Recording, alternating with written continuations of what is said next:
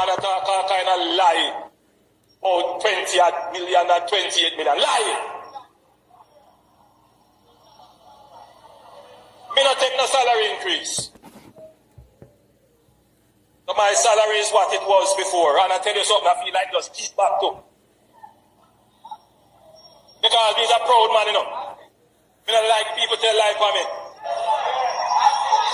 That is why we did something like the reverse tax credit. Never before in Jamaica's history, where the government is giving back to people who earn less than $3 million per year. Never before happened. That's a way in which we are making sure that the dividends of the good economic management reaches to the people. Yes, good economic management can yam.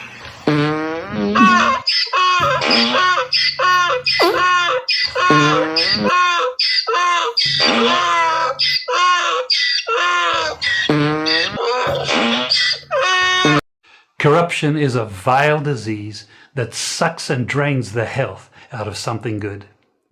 Corruption in society is an evil moral infection that keeps community in the state of perpetual sickness. Corruption is a moral virus. It's so potent it leaves its host sick, lethargic, and unable to realize and accomplish all that a well person can. Where corruption thrives, poverty and not prosperity thrives. Wealth is grabbed into the greedy, grubby hands of those who get fat on the toil and labor of good people. Corruption benefits, only temporarily, those who participate in it. Everyone else is a victim of the theft, the deceit, the dishonesty, and the lies that corruption feeds on. You need to know that a corrupt person is stealing from you.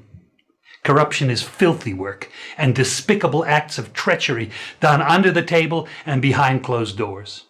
Corruption is a disgusting shame. Corruption keeps a nation back from true development and from progress. Wise investors steer clear of a corrupt environment. They would rather put their resources into a place where the playing field of opportunity is equal for all and not bent towards feeding the financial lust of corrupt, lying, cheating, thieving politicians and government officials. How many wonderful development projects have been lost because the investors didn't want to do business in a swamp of evil? When those great projects go to another nation or to some other place, we all lose. Believe me when I tell you that corruption steals from you, it steals from all of us. Corruption plunders the nation's wealth. Corrupt people compromise on truth, equity, and fairness, choosing instead to feed off the short-term benefits of crookedness, exploitation, and financial perversion. Corruption is not just a personal matter, it's a culture. It's a way of life, not just for individual people, but for companies, communities, governments, and nations. Corrupt nations, hiding behind large companies, will seek to invest in other weak nations in order to take over the assets of the nation that they've invested into. They will provide financial loans to a nation for the much needed infrastructure, and they will do it with assets that they provide. They will sign contracts by lining the pockets of rotten government officials who participate in this kind of corruption and are then held hostage by their own deceit and greed. Corruption is nothing less than a form of theft and national robbery. A corrupt person steals from everyone in society. Well, family, manners and respect. As I can see, now, people, when it comes to this FinSac report, not for we don't have the brain, we're not economists, we are not financial analysts, like brother right here, Mr. Hyman. Ralston Hyman is Jamaica #1 economist, people, and financial analyst. He's a brother who I respect his work. Remember, people. On this platform, anything we share from any other platform, it better be good. I don't share fart on my platform, or else me just go and read and talk to Uno. But however, sometimes you have to go to the professionals and listen to them and hear them talk. We don't understand money. We don't understand the economy. Enough of we not understand much of what in the report on Nigel Clark put out there. Because when I understand them, I think they family appear jumble up, mumble up. So Brother Ralston Hyman is gonna explain it better for us. No, I found this. He was talking to the brother named Colin Bell.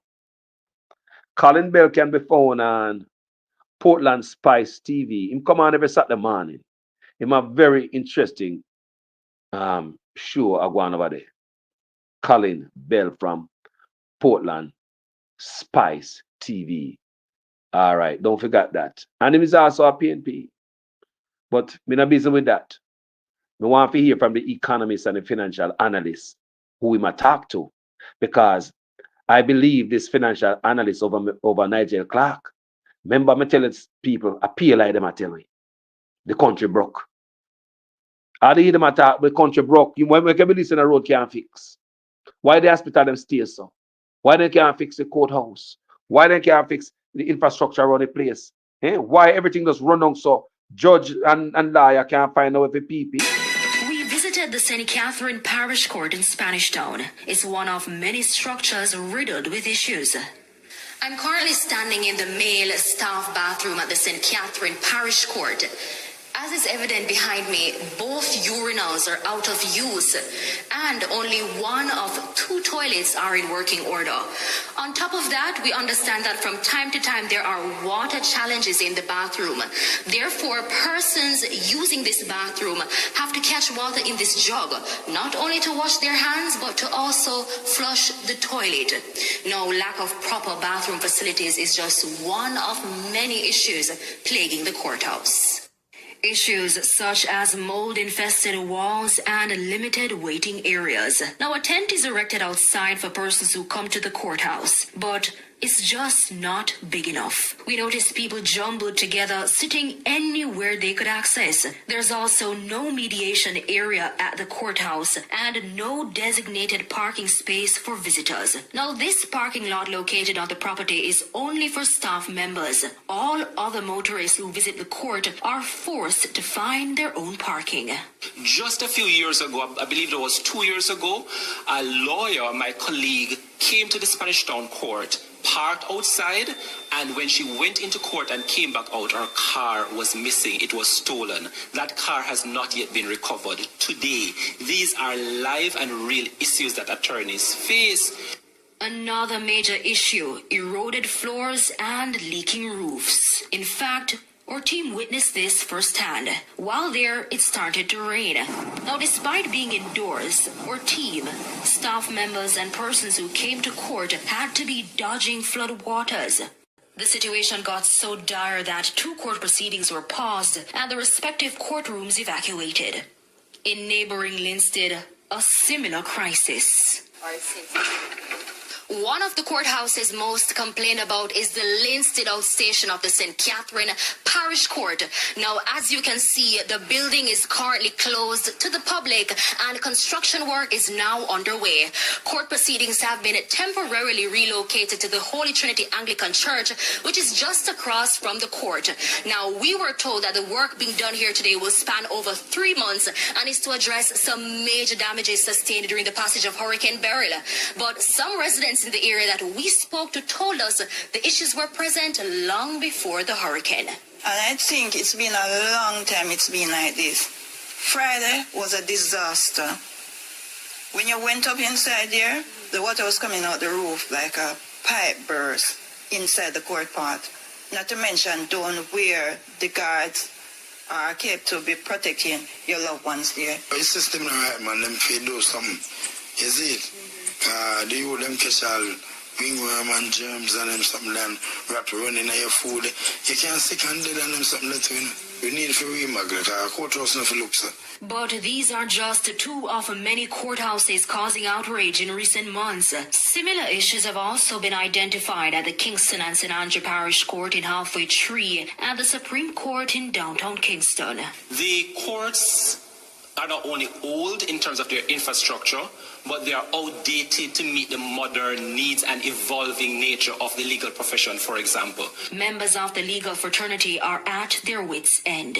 As much as we spend on crime prevention and security, we also need to spend on justice, because the cases are going to be coming to the courts for resolution. I call as well for the government to stop treating the judiciary as a bastard, a stepchild in the governance structure. The judiciary is a co-equal arm of government. There's a legislature, there's the executive, and the judiciary.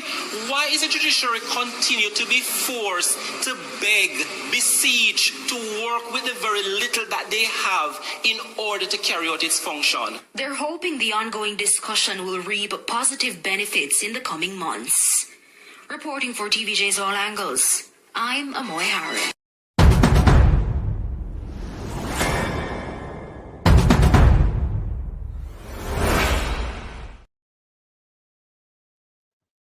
People, welcome back. Now, you see what I go on. Nothing's not fixed. I will come on social media, come talk. Them say we make the country look bad. I lie, we are tell pan Jamaica. This, that, and the other. Remember, we pay attention to these things, you know. Every little thing we develop, we pay attention to.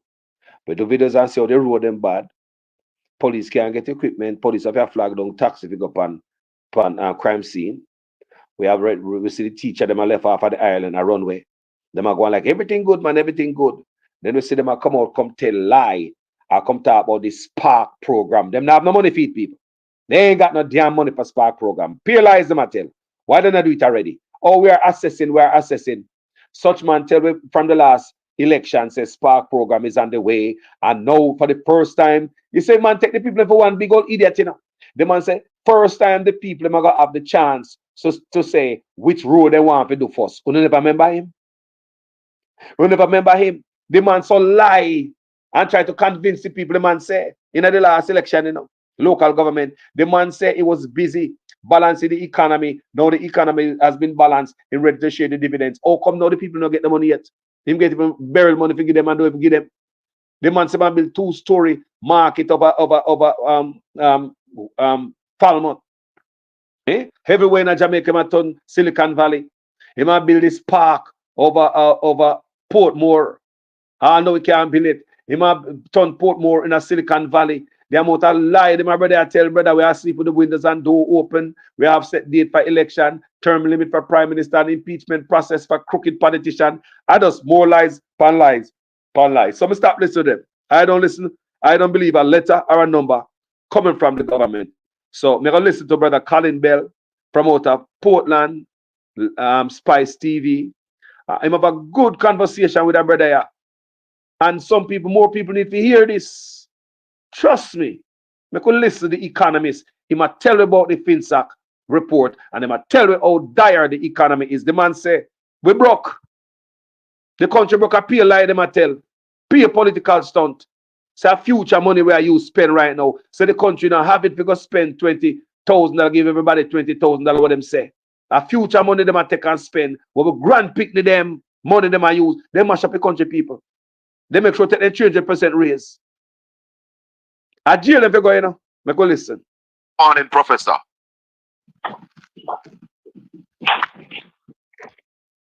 Tell me if I can hear you. Professor.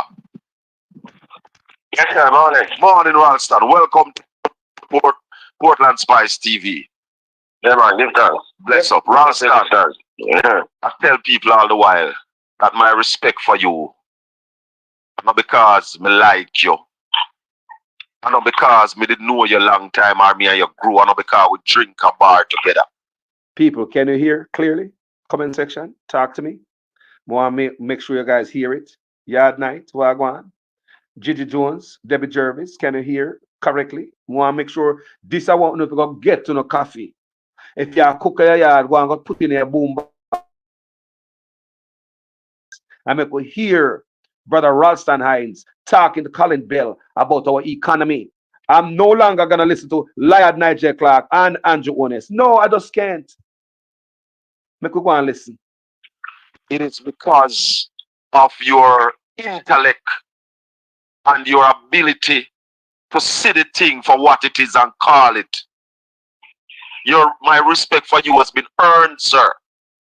Yeah, man, and because we use data, you know? Not emotion, data. Data. Yeah, man. So An analyst is someone who uses data to draw conclusions, not gut feeling, right, friendship or political affiliation. Like the guys that you see running up their mouth on TV and all of those things. Dr. Gale said when you have gut feelings, you must go to the toilet. Correct. Ralston, a number of things this morning. A number of things. The FinSAC archive has been held.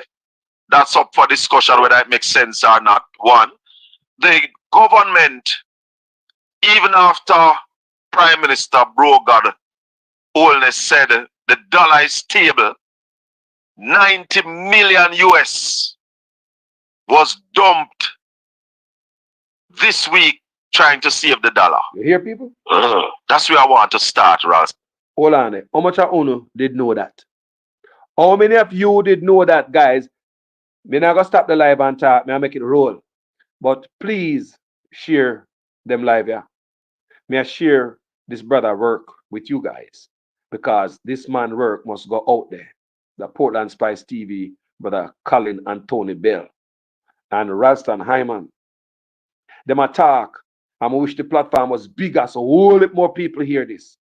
The education is a problem with Jamaicans. Enough things we don't know, people. So I'm hear the money attack. Brother Ralston Hines, the economist and the financial analyst. Me shut my mouth and draw a chair and get close and listen and learn something. Let's listen, people. Get to the popcorn. Stop. You say the economy is doing well. The dollar is stable. How is it possible that 3 times in 1 week, the Bank of Jamaica had to intervene in saving the Jamaican dollar? Talk to me. The answer is simple. The Prime Minister don't know anything about economics and he's out of touch with the economic reality. So what he's doing is going around and spreading a whole lot of propaganda. The Bank of Jamaica has to intervene in foreign exchange with $90 million this week to get the dollar from 159.48 to $158.83, simply because the country is not focused on production and exports and not generating enough foreign exchange in order to run the economy. Just as simple as that. So you spend 90 million US, because we want to make that clear. That is United States dollars, 90 million to save less than $1. And hold on, this is this week. In previous weeks, they have been doing the same thing. Remember, the dollar hit the 158 barrier. Since it hit the 158 barrier, they have been intervening. And we still reach the 159 barrier and going to 160 because the country is just not generating enough foreign exchange. The trade deficit was 2.3 billion for the first 5 months of this year because exports continue to fall from a low base because neither Clark don't know anything about production and export. He's just a bookkeeper moving numbers from one place to the other. Now, Ralston, there are some serious issues laid out here. And one of the things I want you to explain to my listeners before we go any further, spending this money to save the dollar, does it carry a positive effect or a negative effect for the country? Because every time you intervene in the foreign exchange markets, you waste US currency and then the dollar goes back to the same level or drops even further. So it's a counterproductive, a wasteful exercise in futility and stupidity. What you need to do is to concentrate on production and exports and production for import substitution, because those are the things that are driving down the value of the dollar. The government is not focused on production. The plan is to now tell us that the economy is flatlined during the second quarter, April to June, 0.1%. Clark's growth record is very bad. Exports continue to decline back to back for 5 straight months. All right, so we can understand export declining as well, because what happened to our agriculture base? Is that back to where the production used to be before Beryl? No, man.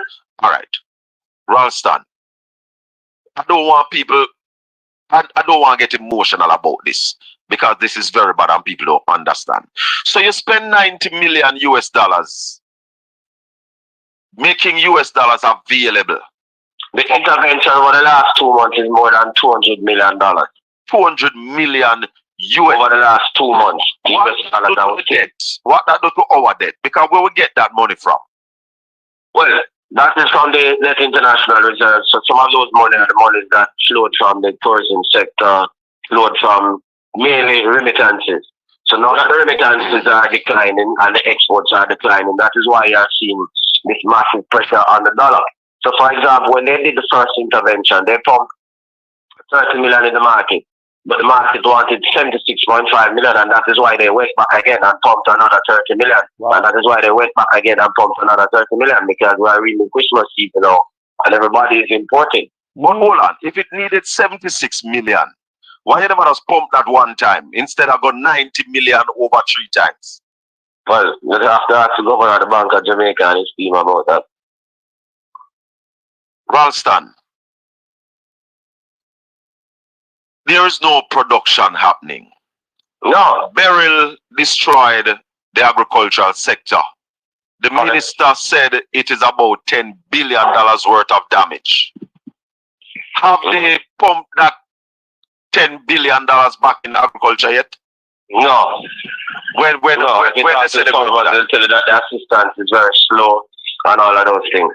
And then there's also the problem, apart from the damage to crops and everything, there's also the problem with the rural road network, which was already back. So if you talk to people like Norman Grant, the managing director of the Mavis Bank Coffee Factory, you know, coffee is one of our biggest exports.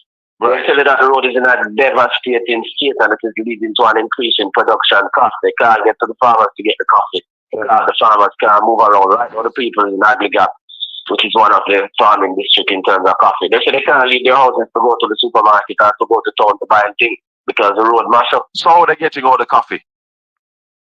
Point I'm making, yeah. So they're saying it is difficult to get out the coffee in terms of the maintenance of the vehicles. So the cost of producing coffee is going up, and the Japanese end is declining. So the Japanese are reluctant to pay more or to buy more coffee. Don't carry me too far. Those are the things that we're talking about, yeah? Don't carry me too far, Ross, and I want to come back to the agriculture sector. Coffee is a very big part of agriculture. Yeah, man. But we I want to zeroing on is the fact that $10 billion worth of damage. How much has the government put back in there so far? Preliminarily, it's about $3 billion, and the farmers are saying the assistance is very slow. They're giving them little fertilizer here, little fertilizer there, little this, that there, little that there, yeah. And the road network is extremely important because the people have to move the thing from point A to point B. Tell me something crazy. Farm to the market. Tell me something crazy. Wouldn't it make sense to pump the $10 billion as quick as possible back in agriculture so we can get production up and get the agriculture sector back to where it ought to be? That is if you had a government to understand economics and production. What Nigel Clark is doing, giving away $11.45 billion to win election rather than pump it into production. So that's where I was coming to. Simple. That $11 billion, wouldn't it be better spent pumping into agriculture, getting the sector back up, getting farmers excited? Of course. And ready. Yeah. So, is it, Ralston, that the government takes $11 billion in a loan of taxpayers' money, give it away, that you're not going to get no production from it, and still leave agriculture to suffer? That's what they did, and that's what they're doing, and that is going to lead to more imports and more slide in the value of the dollar because the people are taking the 20 grand and buy a wig or buy some imported goods and then stuff. People, how much time I tell us the man them deliberately mash up the country? People are financial analysts you listen to, you know, and me. Economists you listen to. When the Jamaica #1, Ralston Hyman, I'm a talk about the state of the country because no make no sense to me, people. It's deliberate. How many times we tell us say Jamaica is allowed to free fall? How many times them like Jamaica free fall and nobody would even use them foot to break the fall? Like, you know, sometimes your phone might just slip out of your hand and you might put out your foot to break the fall and the phone just slide instead of drop. Eh? And that are going with the country. Open the eyes. Feed them job if they make you hungry and poor. Everything they do is totally opposite of the way we're supposed to live better. Let's continue to listen. Leading to more pressure on the dollar. That's why I'm telling them don't know anything about economics. So, don't say that without apology. So they never said that they're going to run with it, but it look like they're running with it. No, they're flying with it, not running with it, flying. $11 billion. When them say Omar run with it, is a bridge them their billion. Value for the country. Plus Highway 2000, I think, was a part of it. Precisely. That's the point I'm making. They are spending the money on consumption. They are flying with it. Remember the airport money them are used to do that. So I fly with it. Ralston, still staying with production for now. Yeah, because economics is fundamentally about production. Economics is not fundamentally about collecting taxes and paying down debt. Economics is about production and distribution and creating employment. Hold on there. We say that all the time for this platform. We see Douglas Allen put something in the comment section. Douglas Allen said they are determined to keep Jamaica underdeveloped and to be fully dependent. They have deindustrialized the country and are deindustrialized and are selling out the land under the guise of getting investors to build hotels. Guys, do you hear that? Do you hear what the brother just said a while ago? They are determined to keep Jamaica underdeveloped and to be fully dependent. They have deindustrialized the country and are selling out the land under the guise of getting investors to build hotels. I remember one guy on one radio program asked Nestor Morgan about factory. Nestor Morgan answer to the man was that there are no more space. There's no more land, no space in Jamaica for factory. That's what Nestor Morgan tell him, man. There's no more space to build a factory, but we have space to build hotel people. I want you to understand how your own black leader destroying your own country right before your eyes. Why would they bring in the Chinese? Give them tax break and duty-free imports, and they must send the money back overseas. Killing out Jamaican owned business, turn everybody from middle class to poor. Can't you see Jamaica people how much video me do? Let me listen to them, brother, yeah, man. This is what the economists do. Book people talk about paying down debt. No. The clerk is a bookkeeper. No, Ralston. Is there any country around the world that you could point us to that has used this model to recover and grow by over 3%? No, you can't. And that is why you look at the numbers, you see the economy is declining. We're now at stall speed and already the car shut down. The next thing happening is our drop over the precipice. No, man, is the plane going to drop? Got the plane climb and it's stall now. Precisely. That's the point I'm making. It need petrol, more rev. Yeah, man. The petrol is production. Production. You can't grow without producing. Simple. That's ABC, that 101 economics. But I'm not suggesting for any minute, people, that we could produce in agriculture enough to turn around the economy. But we could produce to stop buying some of the things we are importing, isn't it? That's correct. The food import bill was almost 800 million for the first 5 months of this year. That helped to drain the foreign exchange. Yeah, we could be producing more to reduce the food import bill. We could be producing more energy to reduce the energy bill because that is one of the biggest bill. We could be producing more and doing research and development to reduce the amount of imported capital, raw materials that we are using in the production process. We could be producing more so that we can export more. Cocoa, $7,500 per metric ton globally. If we're producing that, we'll be making money. We could be producing more in mind, as the manufacturers tell you. They could be producing more if they were getting more inputs on the agricultural sector, because one of our basic imports, exports, agro-processing, all those things. So the fact that agriculture is down is crippling the economy because a lot of the things that we export are agricultural based. We could be reducing the amount of killing taking place in the rural areas if we had the man them deal with sophisticated agriculture rather than dealing with scamming. So that would also reduce the amount of money that we have to spend on security. So the bridge, the road building, they want to go be a perimeter road. I see the Prime Minister making big out of it. I see he's out there saying that we're going to build a new airport in rubbish. I am rubbish, promise. So why you deal with the thing them now? So like you tell your wife, say, yo, baby, the next year, I'm going to do this, but I say, yo, pick them on some food right now, pilot to have fictional also, so I'm paying. But I tell them about the future, more I hear about now, because if you not deal with the thing them now, how you deal with future things? Them things are just can't be. Give us a little bit on the prediction going forward, Ralston. The next quarter, And the first quarter. The next quarter, the economy has declined. The plan is to tell them 0.1% for this quarter, 0.8% for the first 6 months of this year. Barbados grew by 4.4% for the first 6 months of this year, with a debt to GDP ratio of 150%. Jamaica crawled by 0.8% for the first 6 months, 0.1% for the last 3 months. The next thing is decline.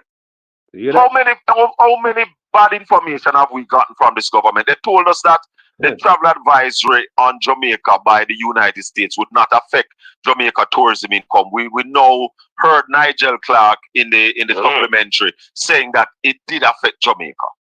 Right. Yeah, misleading information. Let me tell you why Prime Minister Brogan was telling people that the dollar is stable. The dollar dropped to $159.48. While he was saying that it was stable. While he was saying that, the very minute that he was saying that, that was what was happening. So there's a whole lot of cluelessness and propaganda. If you notice, most of their psychopaths are now silent because them see the results of play out. Remember that talk about the economy, that's why they switch to FinSac now, because they have the economic record to talk on. So they FinSac now. They post the FinSac archive to try and muddy the water. Yeah, man. Let's go there. Yeah, man.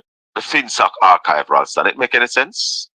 No, it don't make any sense because I'm sure $150 million. All the shot was the pompous about. Hold on. $150 million was spent when? 2016? Yeah. I started in 2007. Started in 2009. The question I want to ask you before I go any further. What is the value of that $150 million now? Then, the value then... Well, if you look at that now, that would be like $300-400 million now. So it was good money? Yeah, good money at that time. At that time, exchange rate and that's why I asked. Like and that's why I asked you to compare the value. What that would look like now. That's what I'm telling you, like $300 million at that time. The exchange rate was 76 and change. Or now 150 and change twice. Yeah. So we spent close to half of, well, let's call it 300 million. Look at it as 300 million. And we got no report. Yeah, but I'm saying that the then minister was saying that the report is going to be published. The report is going to publish the Great Auditor. But I was reading an article this morning. And from the article I was reading this morning, Ralston, there are still people in the parliament that makes part of that report. Yeah. And in fact, in the article, Omar Davis was saying that he might call out the names of people who were sitting in parliament at that time. And I'm saying those people are still in the parliament now. Do you believe it's a conflict of interest why a report was not produced? Yeah, man. No, me not believe. Me know that. Corruption. Remember, I mean, used to shadow Omar, so I know everything will take place. Yeah, man. So, the archives out there, isn't this also a recipe for confusion? Nigel Clark did that as part of the political, just like when the 11.4 billion, that was part of his final shot, political propaganda. That's why I'm in a rating. Yeah. Yeah, rate Nigel Clark. No, Ralston. No, you don't rate him. But you have to give him some props because the man navigate the thing in a way that if you don't open your eyes, you will believe that he's the best thing. Yeah. He speaks well. Well, that's somebody who I have more experience than him. I'm not rate him because I don't say appear foolishness in matter bankrupt the country. The fact that he was to spend 12 billion of money where you not earn it. At 12 years of money where you not earn it, and then you take the money and do foolishness. You bankrupt the country. If he was a real scholar, he would have read about Professor Paul Samuelson. Paul Samuelson is the uncle of Larry Summers. Paul Samuelson used to be the economic advisor to U.S. President John Fitzgerald Kennedy. He teach at MIT and Harvard. He said, the surest way one generation can place a burden on the next generation is to leave a massive debt and to run down the human capital and physical infrastructure of the country. As Justice Sykes I tell everything in Jamaica run down. Courthouse run down, road run down, bridge run down. People in Malvern know them can't get to go buy some food. You follow me? So, rubbish you might do. Yeah, you spend future earnings for consumption today. Yeah, so you tell the wife, say, yo, never borrow some money when we forget 12 years from now. to spend now. Defense machine not enough future that's for the people them. Bankrupt, you're bankrupt. When you have to use future money, it means that you're bankrupt. Nigel. People, it say Nigel Clark bankrupt the country. And I believe every word Ralston Hyman I say over them liar there. The man of Jamaica #1 economist, people, and financial analysts. Let's go to a short break and I'll be right back. Very interesting. That is why we did something like the reverse tax credit. Never before in Jamaica's history, where the government is giving back to people who earn less than $3 million per year. Never before happened. That's a way in which we are making sure that the dividends of the good economic management reaches to the people. Yes, good economic management can yam.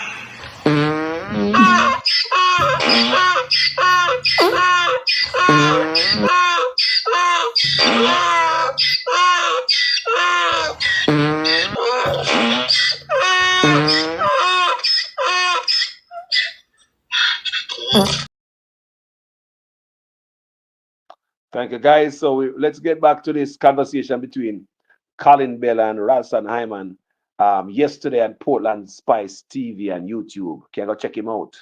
Yeah, the economy, the economy in decline, run down all the country's infrastructure. So how we can rate it? What is the importance to Ralston? Because there must be some importance of the tax return. Is it? There's no importance except political, man. What can be the importance of that? Yeah, you future money if you give it out. Spend. If you just spend upon the courthouse them and the road them and productive base of the country and big up agriculture and big up the road them and big up the school them and big up the courthouses them, then we have to say it makes sense because those things will help us to earn money in the future. When people get them money, all they have to them are head to the rum bar, them are head to the shop, them are head to the hairdresser. I just wasted money. I said to somebody the other day, you know, say, and them children's money they must spend. And Bob Marley said, you eat your bread off tomorrow. But what I said to some people, that anybody who is in need, who need $20,000, will not be able to get this $20,000. Listen. Correct. Anybody who needs people, when I hear, boy, when I hear them people lie, I better listen, Colin Bell and the economist, Ralston Hyman. I believe this brother. Them a politician. I mean, I believe them people. I don't believe a letter or a number coming from this government, wannabe governments. Want needs $20,000. Nah, get it. Not in a position to get any. Why? It's an outrageous vote buying exercise, man. That's squandering of the future. But Ralston, people said to you, say Guyana is giving $1,000 to every household. Yeah, why Guyana is doing that? Guyana is producing. Guyana is the fastest growing economy in the world because of its mineral and oil resources. That's a completely different thing. They have the money, them can afford it. Them not giving money when them not earn it. Hold on. I want to hear the man him say. The people in this reverse tax way he might talk about right here. That is why we did something like the reverse tax credit. Never before in Jamaica's history, where the government is giving back to people who earn less than $3 million per year. Never before happened. That's a way in which we are making sure that the dividends of the good economic management reaches to the people. Yes, good economic management can yam.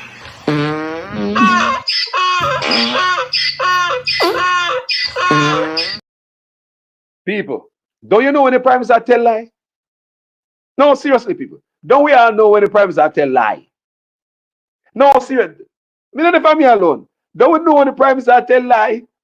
Well, we even talk about this. That's why I'm tied up to your boss. If they don't want to give people 20,000, you give them 20,000. Your boss have to be up on them taxes before you get the 20,000. What poor people life have to do with them boss taxes when I write to the government. You know, go arrest them brother for tax evasion or whatever. You don't tell poor people go 20 grand where you promise them. As some know people, no money not they give the people them. Listen to them brother. You with them earn already and them know so them are going to earn a back of money down the road. Guyana is the fastest growing economy in the world. So let's explain. Hold on. Apart from here to Jamaica is the slowest growing economy in the Caribbean. Remember that. So hold on. So Guyana is giving that money from money that they presently have. Yeah, man. Oil resources. Right. That's what money with them high resources. So I go make it simple to the listeners. This $11 billion that the government is giving away, they don't have it. They must sell the revenues that they're supposed to get from Norman Manley Airport for the next 12 years in order to get them money there. What was that revenue used for leading up to this giveaway? Are we going back? Well, it used to go to the consolidated fund, the budget, and the music and do all kind of things. Anything that the government wanted. Precisely. So does the government have enough to do all that they want to do? No. So remember, Nigel Clark couldn't fund the 45 billion when the budget was starting. So this is the source that him getting the money from. So this is a straight political gimmick. Yeah, man. So they are using the country's resources for the future, for political expediency. Yeah, for win election. No, simple. Put it straight. Are the people seeing that, Ralston? No. You are on the radio every day. No, not every day. 5 days a week. We have to make the people know that is a squandering of the future, but the average man now see. So it is our duty to let them know, because we're the fourth state and we are here to protect the country. We don't have to protect the political party and a guy. Yeah, so people know. Yeah. What is the opposition's responsibility in all of this? Tell the people what the government is going to use the money for, and to tell them of the dangers that is going to have for the future. Simple. And the people are going to listen to them? Well, them have to do it. So them can't say, boy, the people have not listened, so we not talk. If we don't say that, we have stopped talking already. But we have to talk. Yeah, repetition is the best form of pedagogy. So you have to repeat it. Yeah. Play it like a tune. Yeah, man. Because the truth is the truth, and that's what we talk here on a Saturday morning. So when we say all the time on this platform about Mark Gold in silence, they have to come out, come talk. Even Ralston Hyman, they have to come out, come talk. That's their job. Come out, come talk. They're too goddamn quiet. And every now and then they come out, come drop a little piece, and then they go back in. Come on, man. We're talking to Ralston Hyman, the #1 financial analyst in Jamaica. He's on Power 106 every morning. Real business from 9 to 11. Check him out and understand what is happening in the financial sector in Jamaica. Ralston, we know we're on FinSac, but this is something that has been on my mind for a couple of weeks, and I have to put it to you.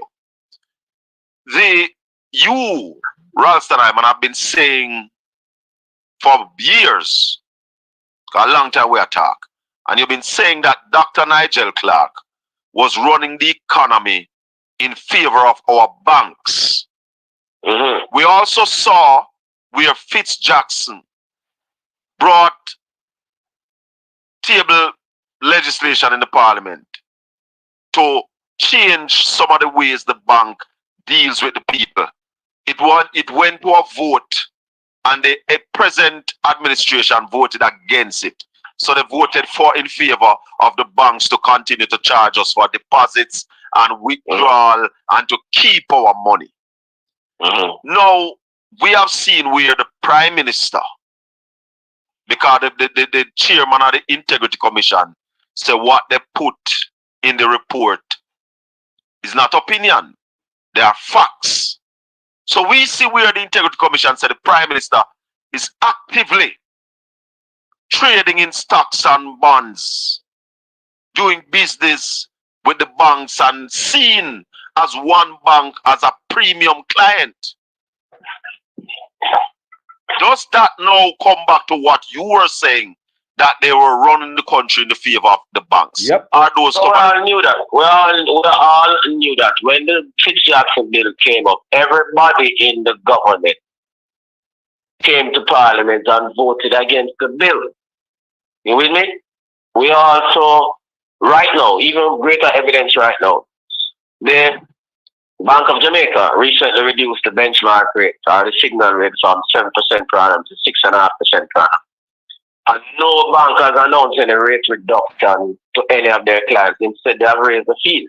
Nigel Clark spent a whole lot of time in the Parliament last week, and he never called upon the banks to reduce their lending rates to their clients. Want to hear people? So them boy and I work for we. Nigel and the whole of them. That's why they from SSL want to SSL report. The FinSac report backfire based on what we see right now.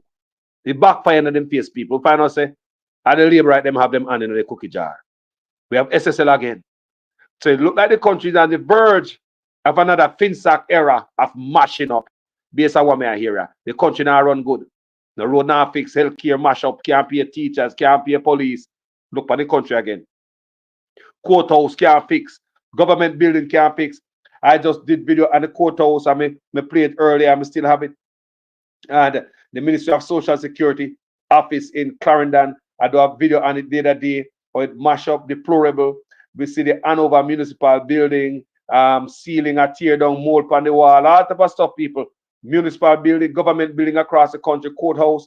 They can't get no place to pee. I use the bathroom. We see Miss Valerie Nita, the old veteran, KC, King's Council. She quit, so she had quit the profession because she said a poor working condition. This woman being a lawyer for decades. And she quit because of poor working condition in the courthouse. The bad people. Why do I tell me say we're the financial superpower of the Caribbean and take the trade? They have to give back that 300% raise there. They have to give it back. They have to give it back. What is that telling you? The economy is in a recession and the banks have not reduced their benchmark rates.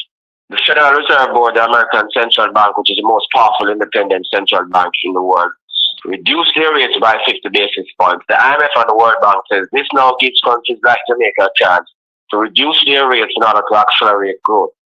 The banks, led by Mrs. Audrey Tugwell Henry, the president of the Bankers Association, none of them reduced their fees, their lending rates. Instead, they reduced their fees. They increased their fees. Every single one, including the miscellaneous one. And the minister spoke in Parliament and the Prime Minister has been going around making all kinds of promises. And none of them called upon the banks to reduce their lending rates, fully knowing that you can't talk about economic growth with this kind of lending rates in the banking system. So thank you. Wicked. Cruel. Ralston, let's go back to FinSac now. Let's go back in. And there's a correlation between FinSac and banks because the banks that created the problem with FinSac are part of the problem. So they are the ones, it's again the banking system. Ralston, trace the DNA of SSL for me, can you? Hey. Well, one of the biggest contributor to the financial. Hold on the Ralston Hyman. Hold on the people. No one go pee. Run go pee and come back. I'll be back after this very, very short break. 10 years after, former That is why we did something like the reverse tax credit, never before in Jamaica's history, where the government is giving back to people who earn less than $3 million per year. Never before happened.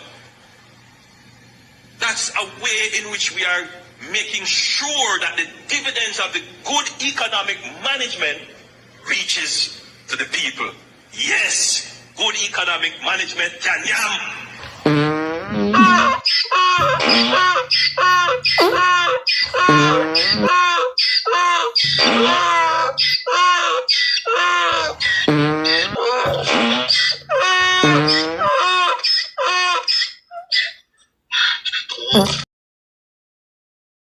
Talking fart.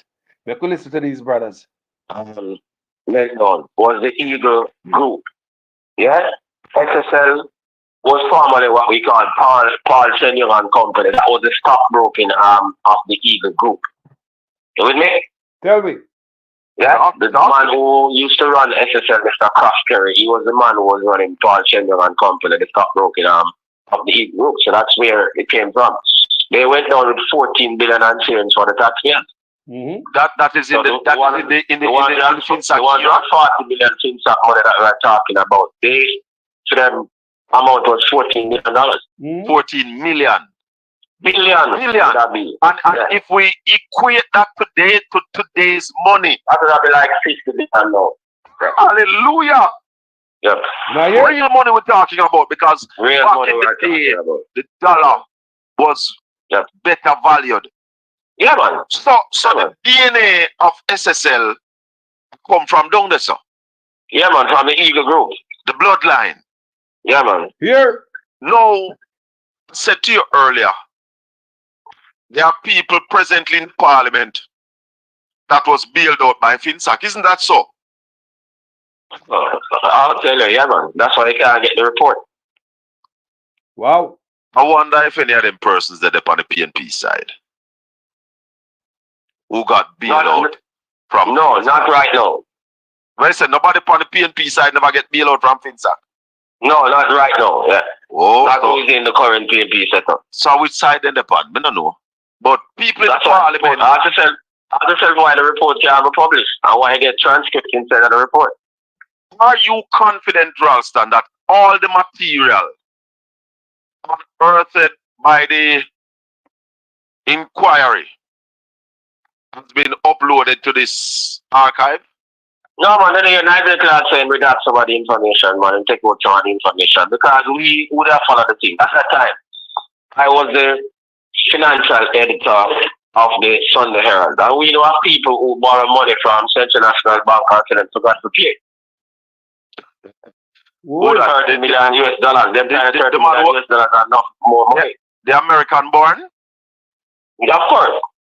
Oh, an American born. Born 30 I forgot billion. I will know who was the accountant in the place when he said that. Well, 30 million, right? 30 million US dollars. They might be enchanted gardens in your place, like Carinosa. No, man, in a OG. Yeah, center and OG. And I said, People, Siaga, I read it for you. I read it for you this morning. Remember, I read it. It's out there. You might not say it, but I read it for you already. In the last video I just did. Ralston, and that was the project that Port Antonio was destroyed for. The tourism sector in Port Antonio was destroyed to ensure that Enchanted Gardens was successful. Correct. Down there in Ocherios. Yep. So you see the history of people. Jesus. And then the man forgot to pay the loan. Yeah, we know who was the amateur accountant in the office when they forgot to pay the loan. And now I get the I get the report. Is somebody in the parliament who was the accountant? Yeah, the amateur accountant at the time. Yeah. Oh my God! Yep. So, can we then really say that there's a full archive of the FinSac from the FinSac inquiry? No, then Nigel Clark will tell himself, Nigel Clark himself to the people themselves not publish anything, man. So, man, then keep that. Or anybody going, I heard some academics talking about it and said that they are going to now look at it. But what can they find from it if everything is not there? Them never find nothing. Because and them should even have to look on that to find out nothing. Because if them did not follow what go on in the country then time, then would know so this is just rubbish. Ralston, yeah? Let me break up. What caused the meltdown in the 80s and 90s? Because that meltdown started from the 80s. Alright, let me tell you about it. Yeah. In 1989 when the government changed, February 2nd, 1989 when the government changed, right? Mr. Fiaga went over to the Bank of Jamaica. He was Minister of Finance. Remember I made some of a bogus auction at 550 when he used to tell man say you can't come at the auction today and you can't come at the auction today. It was a market determined, a bogus auction. And then the dollar start move and him go over Bank of Jamaica and tell the man and say, boy, the dollar will fly. Right? So when a finance minister says something like that, you know, say it has impact on the market. So the dollar starts fly to 650. Right? Then the PSOJ, the same PSOJ, that's why I never hear nothing from the PSOJ about the FinSac thing. Then tell Michael, say, yo, just liberalize everything and free up everything. Right? Yeah. So September 1990, we liberalize the economy. It means that you can go to the country with the amount of money and all of them things, right? You never have no appropriate regulations in terms of the banking sector. We never have no net international reserve. So you hear enough money talk about net international reserve, no other money. When at that time the reserves were minus 500 million US dollars. You hear me? So we never have no money. We owe money. We're underwater. We owe money from the reserve. Precisely. So the Bank of Jamaica couldn't intervene on the foreign exchange market like what them have reserves and them can't intervene now. If I make a home arm, if they can't do them thing, you know. It's a necessity. All right. Yeah. So as a result of that, now after liberalization, the dollar dropped from 7 to 21. Inflation jumped to 80%. Wow. Yeah. Yeah. We had a proliferation of banks and merchant banks and this and that and all kind of something. You follow me? Yeah. Right. So when Omar became finance minister in 1992 now. Because inflation was 80% and jack up the interest rate. Yeah?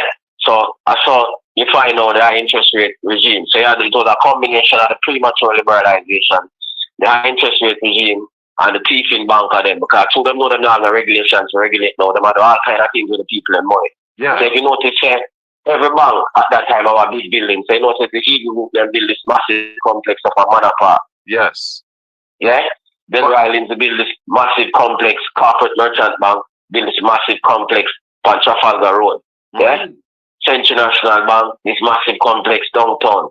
NCB Group, massive towers them, you see the towers them, mutual life towers and all of them things. So they might take the people their money and tie it up in a concrete. When you put your money in a bank, demand deposit will say.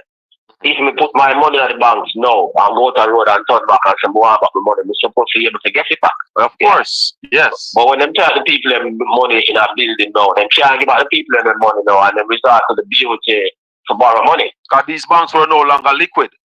Precisely. Yeah, so they have to borrow from the BOJ. So after them build up all of this thing. Yeah? So people go now and them can't get their money and start a run. A run on a bank means a man go and say, yo, you know, so go to so I'm gonna get the money, brother, and tell him friend him and friend him. So everybody start up their money. So the system start collapsing. It starts with Blaze Trust and Merchant Bank. The fish park CVM there. Yeah. And there's a Blaze Trust and Merchant Bank. That was for them complex. Okay. Then 1994. Then it got to Central National Bank in 1996. Then Workers Bank, the Corporate Group, then the Eagle Group, and I saw the whole deck of cards come crumbling down. So you hear a lot of people know. Then as claims that FinTech was the problem, FinTech was the solution. FinTech was formed on January 29, 1997 by Omar, headed by Dr. Glasgow Bonnet. What FinTech was to do now is to take off the bad debt where the banks them have. Yeah? But hold on, Ralston, before you reach up there, sir. You mentioned those banks. At that time, there were other banks in Jamaica.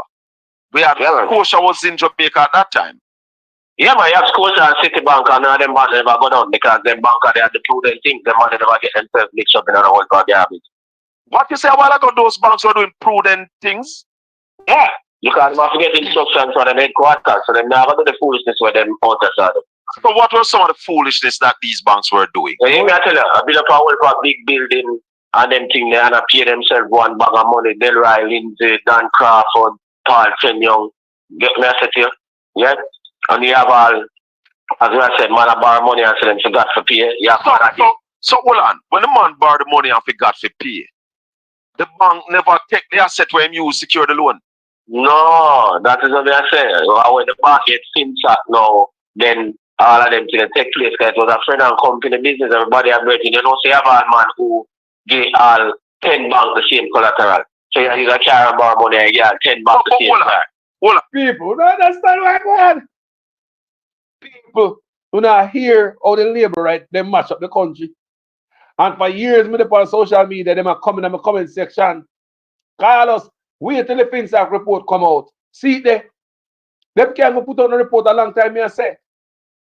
If the labor right had anything on Mark Golding and the PNP about FinTech, they would have placed it out there before, give them political leverage. Eh? It's a shame now FinTech reduced to a study, redacted, pages after pages redacted. Lord Jesus, man, they mash up the country and see the country mash up again. A long time we are talking about Andrew Owners and getting 300% raise and like everything is all right. And in the Integrity Commission report, they were saying that a loan of $50 million was given on some securities that weren't even present at the time. That sounds similar to this. Them to that the financial sector crisis. What about? But that's what I say. But there's something in this report, yeah, sounds similar to what you just explained. Yeah, man, that's the point I'm making. Yeah, man. Continue. Hold on, the people, if they don't know what I'm talking about, the similarities. Listen. Prime Minister and Party Leader Andrew Holness. Is what happened to borrowed money. Now, the other transaction which concerned me was the one where the account was opened at NCB. It was opened with no money in it. And I didn't know you could open an account with no money in it. Is the man of integrity. A couple of days later, there was a deposit of a little over 143,000 US dollars, which came from SSL. In full support Of the best Prime Minister. And in the context of the discussions which we have been having about SSL, I believe that the Prime Minister needs to address this and explain how and why that money came into his account from SSL. and I'm very lucky to have an outstanding Prime Minister. It was deeply concerning to me, and I'm sure that it must be deeply concerning to all the people who not only lost money, but know people who lost money. And you know the number one concern is what happened to borrowed money. A leader that we can be so proud of. The transformation. I just gave away 87 black tanks. Is the best we have had.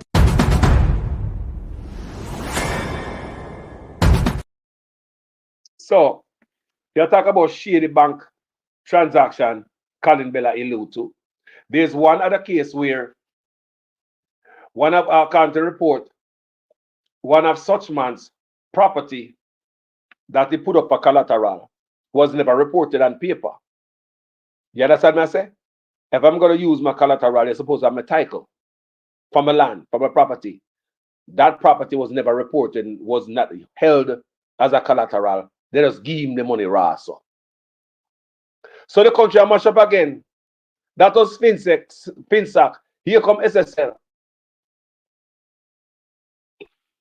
Same thing. So that one. So when Omar found FinSac under Dr. Bonnick now, what FinSac, take off all of the bad loans them and the bad debt them and try to sell them to get back the money that the Bank of Jamaica extended to most of these banks. And even after we get it back, he has had 40 billion because the government have to pay out everybody and make sure that the people who have their money get back their money, insurance policies and all of them something. Yeah, if the economy that collapse, it costs us $140 billion to make sure that the system that collapse. All of them money who call to the runway. So why not tell people why them on the runway? Why Paul Shendon the runway? Why Dan Crawford runway? Why Bill Riley the runway? PMP run them or PMP runway man them. Oh, okay. That's all. Yeah, okay, I hear you. Ralston. So here we are now at this place. Have we learned from that meltdown? Well, people like me learn. I don't know if the man them who not publish the report learn anything because them are into politics, and what we should have done is to ensure that the people of the country learn a lesson from that. But when you hide the information or try to politicize the information, yeah, now learn nothing. Because one of the question more ask Nigel Clark. How is it that the Omar record better than your record of a FinSac? I asked him that yesterday and tell him to call me and tell me and one still can't call me, and I said to him again, man, bro, God. How is it that Omar's economic record better than food record after the terrible things that me at FinSac? So for example, when Omar took over as finance minister, we never have no reserve. When I believe it was $2.4 billion. When Omar took over as finance minister, after FinSac, we're talking about 2007. How come the economy only grew by 3%? The last time the economy grew by 3% in 2007 after FinSac. How come poverty was 9% after FinSac and now Nigeria poverty are more than 20%? How come the economy grew by 3% after FinSac and Nigeria rate now is 0.1%? How come? Yeah? But hold on, Ralston, you just said poverty is 20%. Yeah. But how make this make sense for me? We have the lowest unemployment ever in Jamaica. Right. But poverty is up. Poverty is 20%. Yeah, because what you call employment? What kind of people, man? What cost of living? People, that's why I say upon this planet, Jesus. I don't trust them numbers. I don't trust a letter from them. You and I know, say, when they talk about 96% of Jamaicans are employed. Remember that? 96% of Jamaicans, we only have 4% unemployment rate. Who hired them? Thank you, Taros King 31 for the super chat. Manners and respect, you know. Yeah, man. So look on the good. I pay lie them, I tell you, people. I be a liar, you know. Them man not tell you the truth one day yet. Hey? After FinTrack, inflation was 5%. Inflation is now 5.7%. Niger Clark needs to explain them things. I want to ask you something about. Since I'm a magician and I'm a genius, he needs to explain all of that. Help me with this, Ralston. In the 90s, before the meltdown and during the meltdown, Mr. Campbell, what were the structures in place to supervise, protect the banking sector? We never have done, and that is why Omar upgraded the banking. That is why Omar created the Financial Services Commission. That is why Omar created the Jamaica Deposit Insurance Corporation. None of those things existed before Omar became finance minister. What is the role of the Financial Service Commission?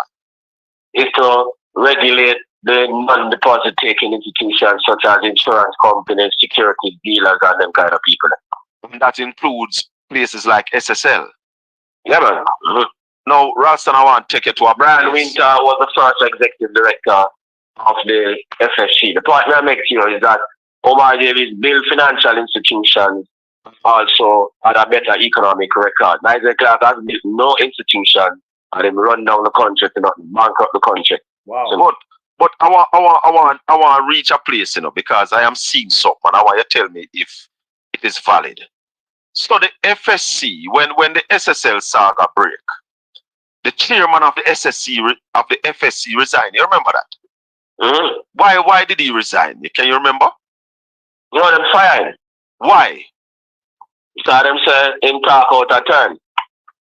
You remember? Niger Clark fired him. Everton McFarlane. Wow. But was it that they were saying that he never report on SSL? No. Nigel Clark said he couldn't find the report. But when Nigel Clark found the report in his office, what happened? Nothing ever happened. So, he no address it. In Nigel Clark never said more about SSL until you send more talk about the money when they have. But the man, the 5 computers then get keys. Whatever you're not Nigel Clark. But hold on, Ralston, the chairman was fired because they are saying that he never do him work. So, well, that's not true because the man sent the report to them. No, we know that now. But even after he was fired and the report was found, nothing was done. Yeah, nothing was done. You said the last time Nigel Clark about SSL when you send both the other day saying I get back in money. You them keep the 5 computer, whatever you done from Nigel Clark. So we have the FinSac archive. We have a similar case that happened now. Yeah. Even after safeguards were put in place. Correct. But will Usain Bolt get back his money, Ralston Hyman? Wow. No, let we the taxpayers give it back. Wow. Will that have an impact on Jamaica if him not get it back? Yeah. Will it have an impact on Jamaica if Usain Bolt don't get back his money? Well, I quote, you answer the question, I quote Nigel Clark himself. Mr. Speaker, this is going to have a deleterious impact on Jamaica's international image. And that's why we leave no stone unturned. We're going to bring in Scotland Yard. We're going to bring in FBI. Yeah, Nigel Clark. I don't lie. What, 3 years later? Yeah, man. 3 years later, Usain Bolt not get back his money. We'll get back his money. And Nigel Clark is going off today.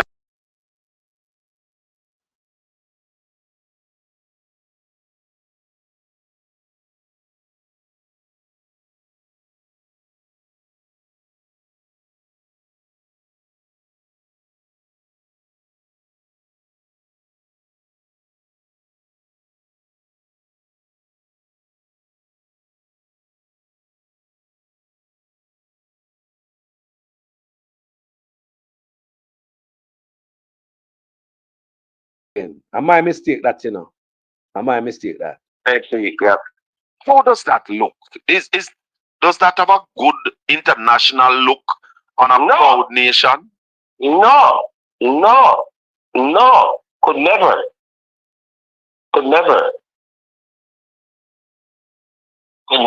This is the way forward, Ralston.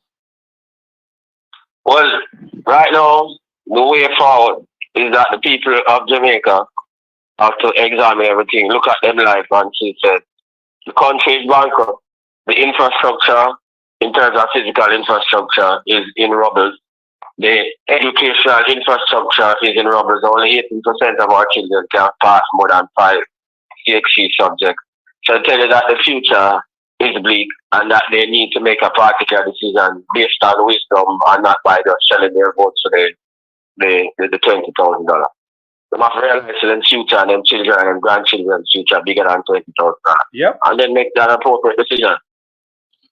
When are we going to see a ramp up of any sort of production in Jamaica so that an economy can be grown out of real earnings?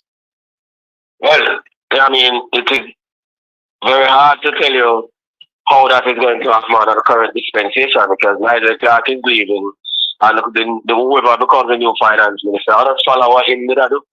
Let us... Because what Nigel Clark was doing was approved by the Prime Minister. So again, the people have a decision to make as to whether this is what they want and whether this is appropriate for them. Because people, when you hear that, when you see every day such when I talk about my promise this, promise that, I just election. And then the man they go check the 200% raise. Remember, me tell you that the country was on the verge last year, you know. Remember, me tell you that the country was shaky last year, and they know it. But them kicked the country that was on the cliff, over the cliff, by taking 200% raise. Let me go to a short break. I'll be right back. Very interesting, man. I needed a little clarity myself, so just to be clear. So let's say, for example, a special report is tabled on the matter that the country is waiting to hear, the illicit six. That would come to the House and go straight to On a point of order, I do not know of what you're speaking, member. It's up. I don't know. Please remove that comment. Please remove that comment. That comment is inappropriate, doesn't belong in the House, and is not included in any document submitted in this honorable House. Please remove your comment. I've heard what you have said, Madam Speaker. And Hansard, please strike the comment.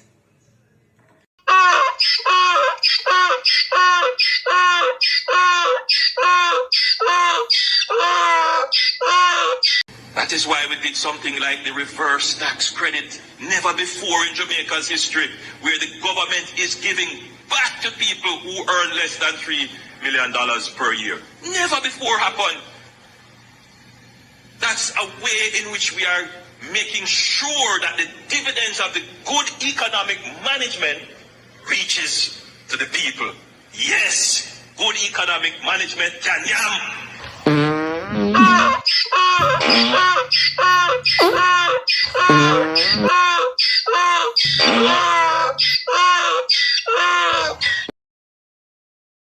Thank you, people. Let's get back to this very important and very interesting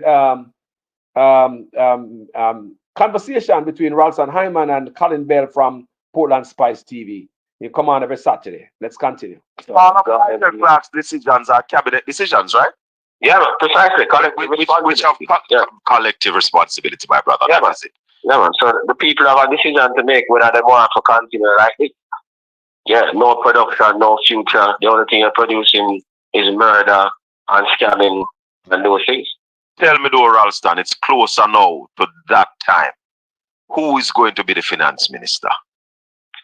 Well, I hear they're touting this fellow named Alak Jan. Name what? Alak Jan, an Indian fellow. So they have not told us officially, but we hear that in the rumor mill.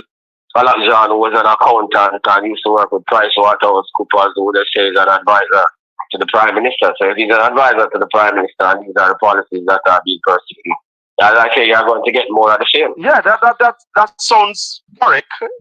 Yeah, but I've never heard this name before. Yeah, man. He used to work with Pricewaterhouse. I knew his father was. So he's going to be the junior minister.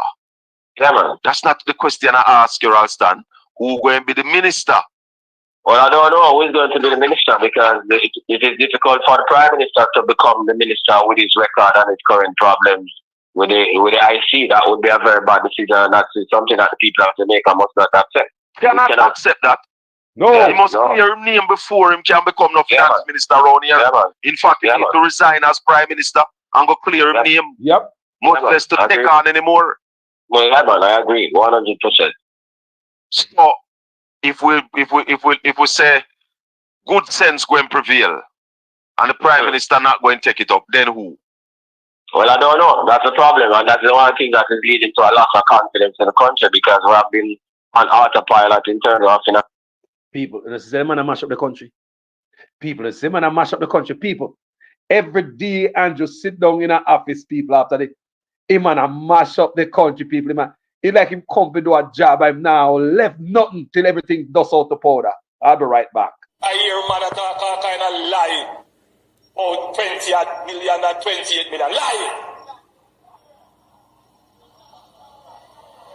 Me not take no salary increase. So my salary is what it was before. And I tell you something, I feel like just keep back to. Because he's a proud man, you know. Me don't like people tell lie for me. That is why we did something like the reverse tax credit. Never before in Jamaica's history, where the government is giving back to people who earn less than $3 million per year. Never before happened. That's a way in which we are making sure that the dividends of the good economic management reaches to the people. Yes, good economic management can yam.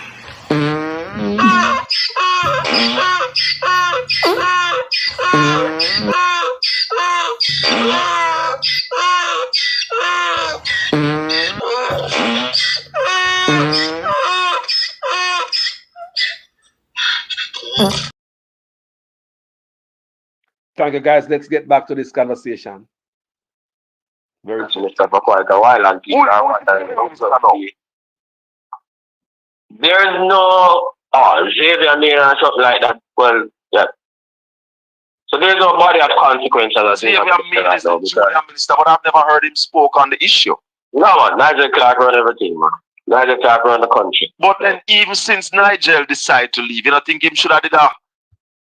Put some responsibility upon him and yeah, of course. But again, them not have the confidence now, so they might look elsewhere. So why did they put him there as junior minister?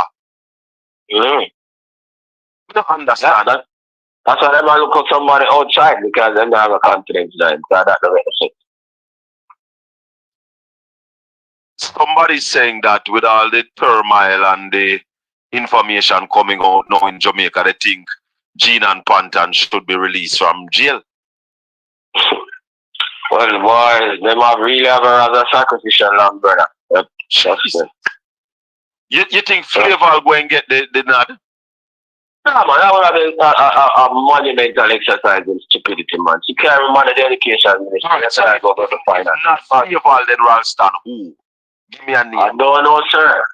I can't tell you because the argument was that the Prime Minister would go there and they would have a lock as the junior minister. But the Prime Minister can't go there. He cannot touch it. So hold on there. And what the Prime Minister want to do? Go touch the money? People, the Prime Minister will take money from charity. The Prime Minister take all money from charity, people. Would you like the Prime Minister to be finance? But the member, you know, the man of ball, Christopher, like I said, Christopher Campbell. The man of balls. He will do it in no shame. The man put his wife in an office there, you know, and put her as speaker at the house, you know. The man take 300% raise, you know. The man do something when nobody else in the world do. The man now no shame people. Because the man feels say the people in Jamaica stupid because we just sit down in the mud and water in our blood clean nose not. Listen to the man who take from their own charity. People are considered say this man are gonna be any fear as a finance minister. How about this? This is actually one of the more disturbing features because what the investigation of the Integrity Commission has revealed is that funds were used from a charity. It's called Positive Foundation, Positive Jamaica Foundation. A charity which, you know, by definition would have charitable purposes. And some funds in the region of approximately $32,000 US dollars were diverted to pay for a bond in the name of Mr. Honus. Or his company, his personal company. And I believe at some point it may have been either in his or his personal holding company, which he owns 100%. And it remained in that form for the life of the bond until it was recall. And it was only after the bond had been redeemed and that transaction was now, in a sense, extinct. Is it reasonable? Closed. That, just allow me to finish, that upon questioning by the Director of Investigation that an attempt was made to repay that charitable foundation. So approximately 4 years had elapsed when the funds from the charitable foundation had been used to partially pay for a bond in the name of or for the benefit of Mr. Honus. And the interest payments on the bond went into him or his personal company's account. And it's only when the Integrity Commission itself looked into this thing and said, hey, but some of the funding for this, $32,000 US of the $94,000 US cost of the bond, came from a charity with which Mr. Honus is very closely associated and is a director. That the necessary rearrangements of the thing were done and the money was returned to the charity. So for several years, he declared that bond as being his or his company's, and he received the payments under that bond.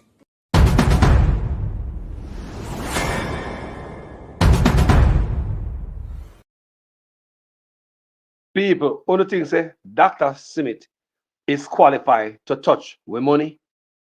Only think so? You cannot handle money and have them the type of questionable background. You mad? Listen this again.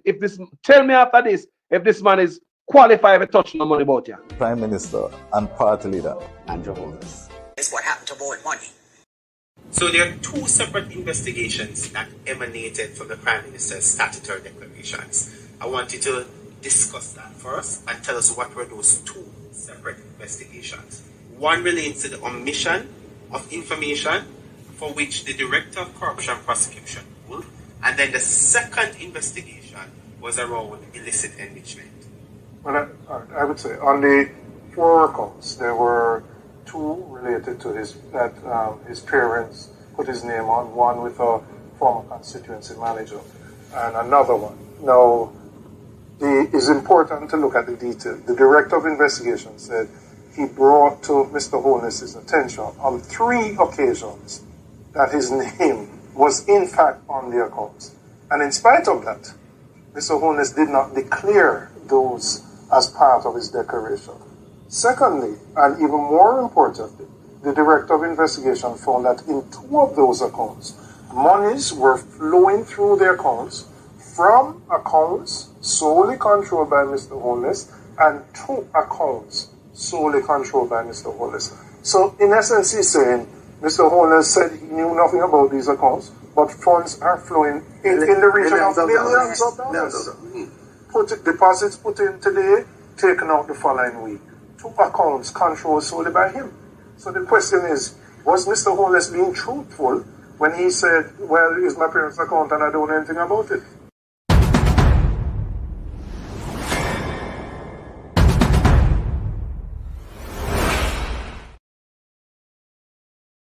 So people, be honest.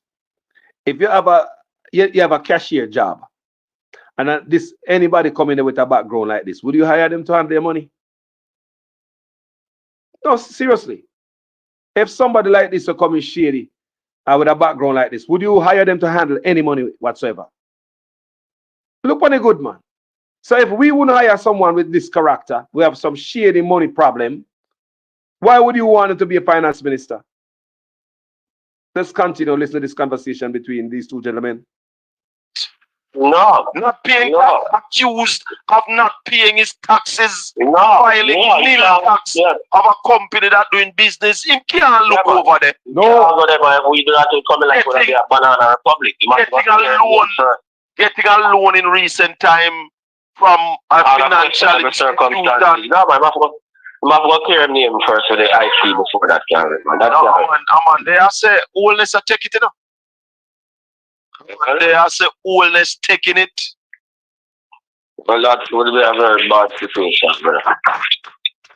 And if we allow that, it means that we're not dealing with nothing. Yeah. I'll say a couple of things before I let you go. What is Jamaica's earning on average now? What in compared to US annually, what we're earning? Just about 6,000 per capita. $6,000 per capita. The average Jamaican One of the lowest in the Caribbean, only 80 below. Per year. Hold on. You saw them boy a lie. Financial superpower of the Caribbean. People, we're at the bottom. Is only Haiti below us. The financial superpower of the Caribbean, what you hear them talk about. The lie. When they go write a Miami Herald, same time they take the 300% raise. That's why I did that in the pandemic, so I don't give back the goddamn raise. Because I don't take the money after fall pretense, telling us that the economy was the financial superpower of the Caribbean. When it's not, we're barely above Haiti. Give back the raise. Roads can't fix, hospital can't fix, courthouse can't fix, government building can't fix, can't pay the people for work. Give back the loan for the love of the country. Blouse and skirt. My God, my God. Only 80 in the Caribbean below. Only 80. And we're boasting a GDP of what? Debt to GDP of what? 70%? 72%, and I'm saying I'll go down to 67%. Ralston, finally, before you go, explain to my people before me. Because there are countries that have low GDP. Countries like Trinidad and Tobago, Kuwait, Saudi Arabia. And you wonder why their GDP is so low, and then you sound like Jamaica's GDP going down is not a good thing because you have countries like the United States where their GDP is like 125%, China nearly 200%.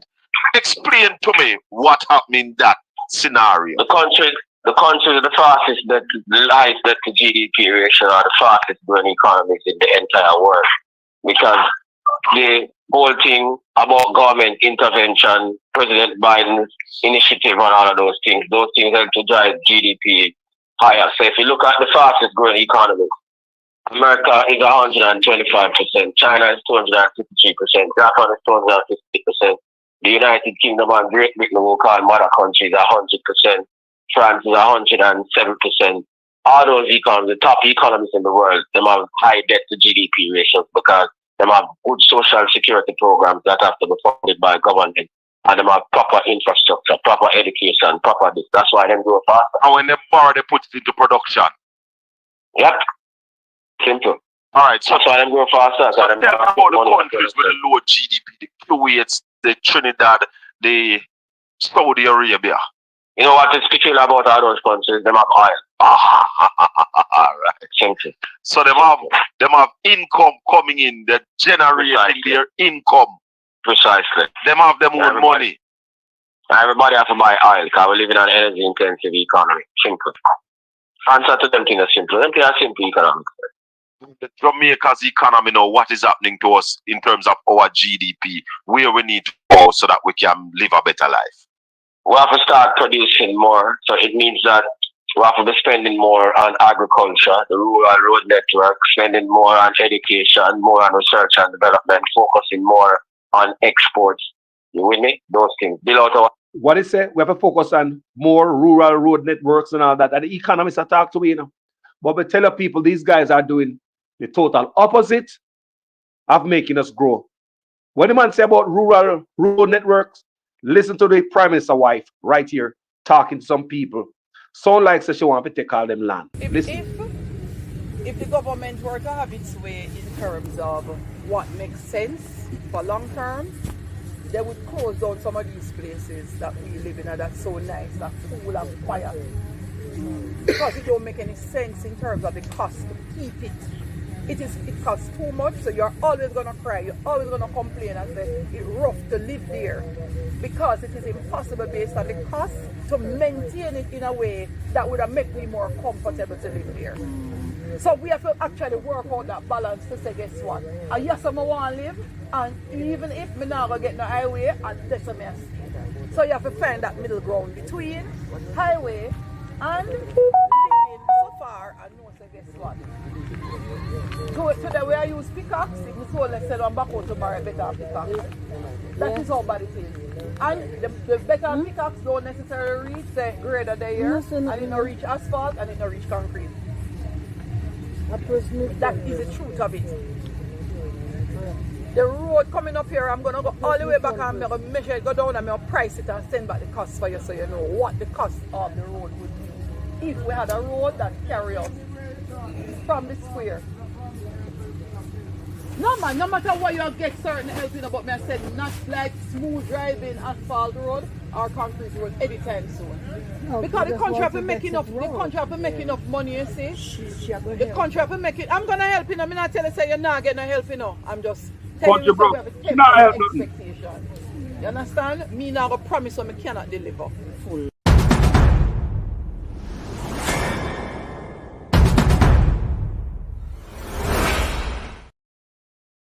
So now you hear from the horse's lips. Let's continue with the conversation, yeah. Infrastructure, build out our technology, educate our people properly. Because you have educated people, you can't have high value production. So that's why, despite the low levels of unemployment, the people support. Because they're not gonna hurt. Them know what China said, Mr. things from China, yeah, or a talk about phone to people. That is not high value work. Wow. Somebody's asking if the Prime Minister have a degree in economics. No, you have some form of development, something like that, I'm saying. Oh, okay. Ralston, anything you want to leave with us before you go? Well, what we're saying to the people of Jamaica, the fact that you have to be selling future earnings to fund current consumption means that you are getting poorer and poorer. It just bring it to a household level. If you have to spend money when you earn it in order to live now, it tells you that you need to start producing more because you are bankrupt. Simple. Ralston Hyman, Real Business, Power 106, Mondays to Fridays from 9 to 11. Blessings and thanks, my brother. All right, always a pleasure. One love. One love. Yeah. Yep. People, so that's Colin Bell and Portland Spice TV. Him have a show every Saturday morning. And when I have a time, I'll watch him. Very informative, brother. Very informative. Because you know, say, me not share stupidness from my platform. You know that, right? Me not share lies and people not do research and just gimmicks. Me not play that because I do a lot of reading and research. So me know when somebody read and research. So and I thought the truth. Yeah, so what do you think about that interview? Who can get a better? Who do believe? Nigel Clark and Andrew Ones, everything is good and beautiful. All right. Why me tell you the economy I sing? Remember, Nigel Clark just come out the other day and tell us about ministries, MDAs, ministries, government departments, government agencies, and how them are cut overtime. People, when you come out and talk about sending for watch the overtime, what is going on there, people? Is that like a defunding are going on? They're not going to give enough money for government ministries, government departments, and government agencies to work overtime for you.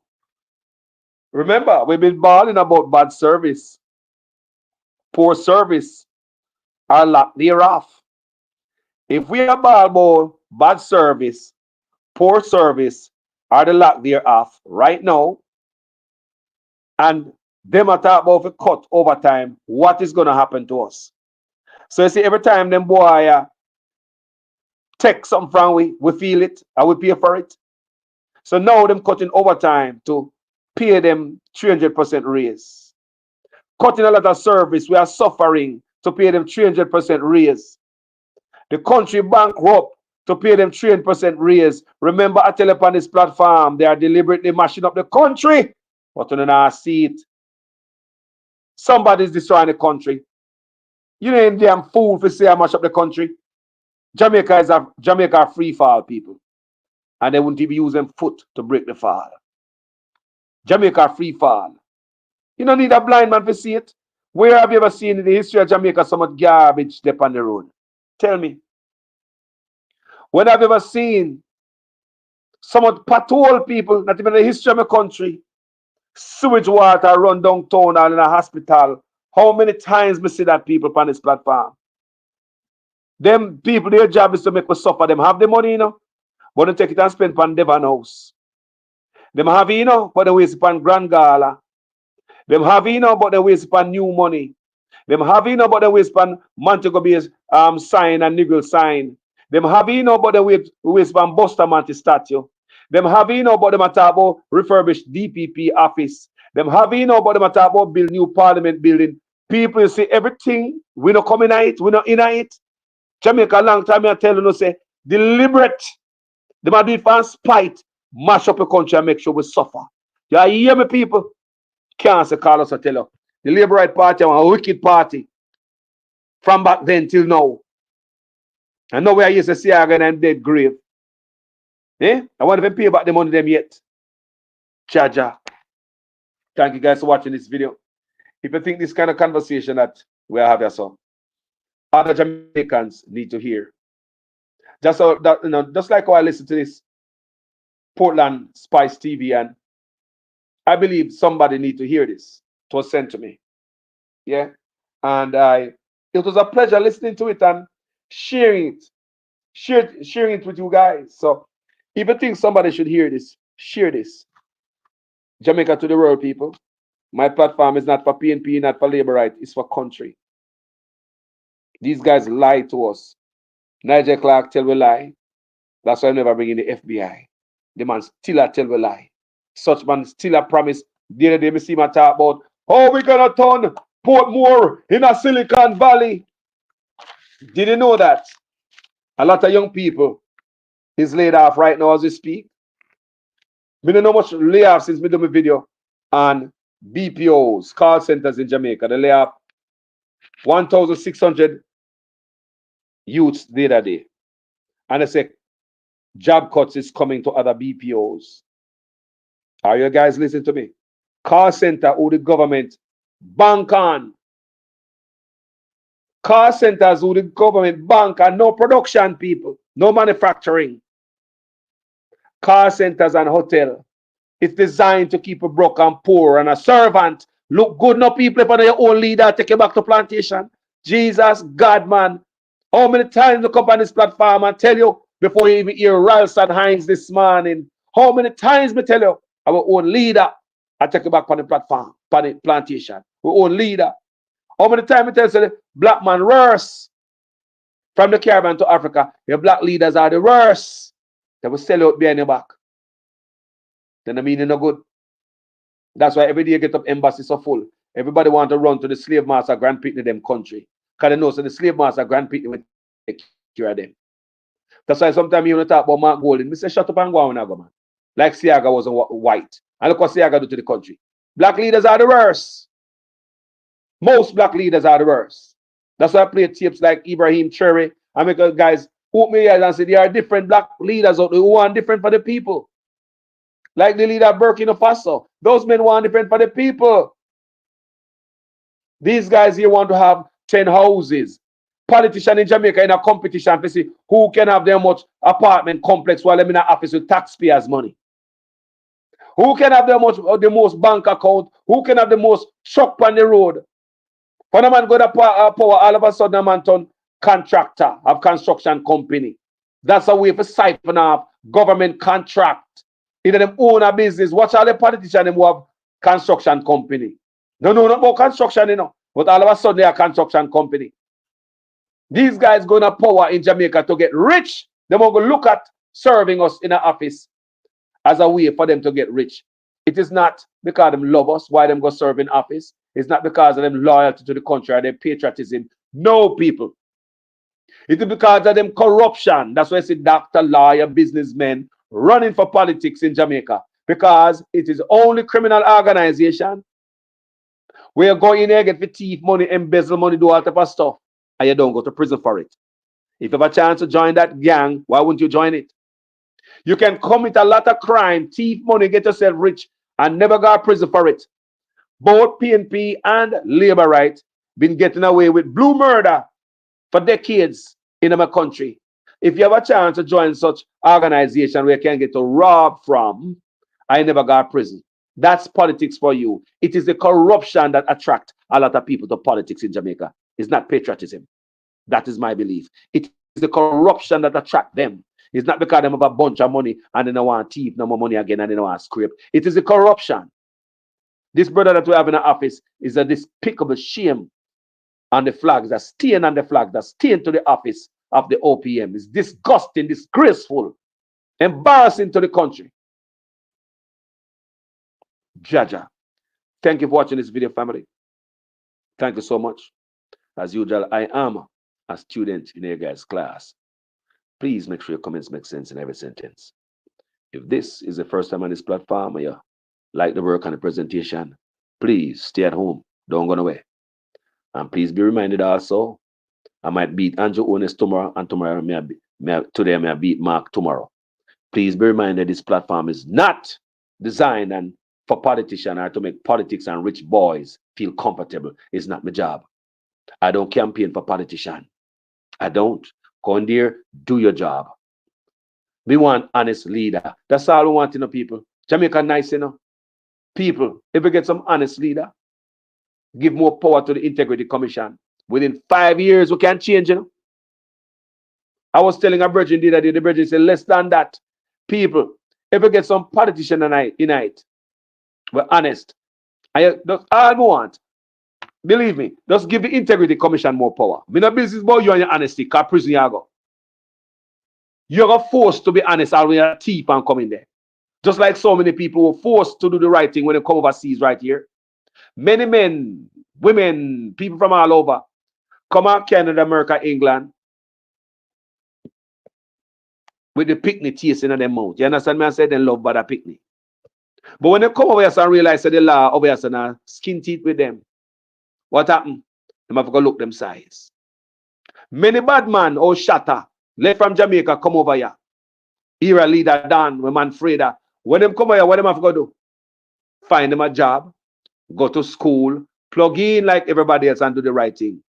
Them nobody no Freda no Dan over here. Nobody from Jamaica Freda no Dan when them see a foreign. You might Freda them in Jamaica, but when you see a Dan a foreign, they call it nothing. Just like everybody else. We change your family. The environment change you. Jamaica just love somebody, just want somebody in an office that is honest with the people and accountability. What the Americans saw? Accountability. You molest the little picnic, prisoner left you, and when they're done, they might put a tail upon you and follow you for the rest of your life. But nobody no want. Molest picnic and so what to your foreign. When they come out of prison, if you survive prison, because they're not very kind to people like you're kind in prison, but a picnic. And if you survive prison and come out, there's a tail on you for your rest of your life. You can't live certain place, you can't work certain place. All your family turning back on you. Accountability, that is all Jamaica want. So I believe, gentle people, if them give the Integrity Commission the power, because I believe in the Integrity Commission, I do. It is for the people. It is not for labor right now, PNP. I've seen them drag up doing Vaz in my PNP, Bunting, PNP, Ian Hills, PNP, Darrell Vaz, JLP, JC Hutchison, JLP, Dalrymple, JLP, Montague, JLP. Dalrymple get the hottest lick. Dalrymple get the hottest lick, and at the time when she was getting that lick, kicked out of the chair as Speaker of the House, kicked out at the job of being an MP in a constituency. Andrew Ones never find anything wrong with the Integrity Commission Act at that time. Never wrong with it. Andrew Ones have no find nothing wrong to it. All the names of a caller a while ago. He no find nothing wrong when them did a report on Ian Eels, Montague, Darrell Vaz, JC Hutchison, the chaplain of the house, Dwayne Vaz, Dalrymple, and Ian Hills and Bunting. Them guys there. None of them did like it. None of them. One of them come out making noise. The one of them come out making noise. I think the only one to take it quiet was Dalrymple. Because let them catch her with a hand. Pan the gear stick. I shift stuff around. So they catch her with a hand pan the gear stick. So she never have nothing to say. So people, look here, man. Let's stand up with the Integrity Commission, people. I feel we sitting that. Yeah, it have a PNP and labor right. Because remember, the Integrity Commission exposed both PNP and labor right, So when they hear them try to label them as PNP, a lie, people. It's because Andrew Ones don't want to be held accountable. and the labor rights around him don't want to make the man don't want the man to be held accountable, because if Angel owners get away with this, that means that the whole of them get away, people. If Angel owners get away, that means that the rest of them get away. Remember, so we have 7 more in a man, or 6 more. Remember, we have 6, the illicit 6, you know. So if Angel owners get away with this, the whole of them get away.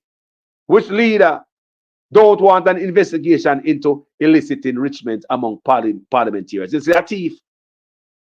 It's only a real thief don't want an investigation in an illicit enrichment, and you're a leader for the country. You are a leader for the country, and you don't want no investigation in an illicit enrichment. I just see them catch a house the other day with $100 million in it. They say them a scammer them. That them say, the news say. I'm going to look on the news, people, them and take with them car, panto truck, or them nice car, gone. I mean, know them probably take with their house and all these things and everything else what they got. Illicit enrichment, right? And they're going to check out them bank account, them are going to them phone, them are going to all these things, right? Right? But remember your privacy, right? Constitution give you rights to privacy, don't? But when you commit crime like those, do you have any privacy? Like a lot of your laws, your rights suspended. They're not supposed to beat you. Those rights are still intact. But think about the rights to privacy. Is there no right to privacy when police want your phone? I want to go in their bank record to find out if you're a criminal. I saw them take out the house and they find $100 million in it. I see the vehicle them on tow truck. And I'm sure them will go through them in areas that them things that boy the Constitution protect so them to be their privacy.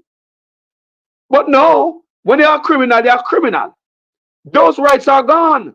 For you expose yourself, you've got to expose your phone, your bank account, everything. Well, that's how Angel owners think. Angel owners think there should be no investigation into illicit enrichment. Him think that if him do skullduggery based on the Constitution, the privacy clause in the Constitution that you have the rights to privacy. In the Constitution, you know. You have rights to privacy. So if the police, I saw Angel owners believing in people, I'm gonna know who am advisor, you know.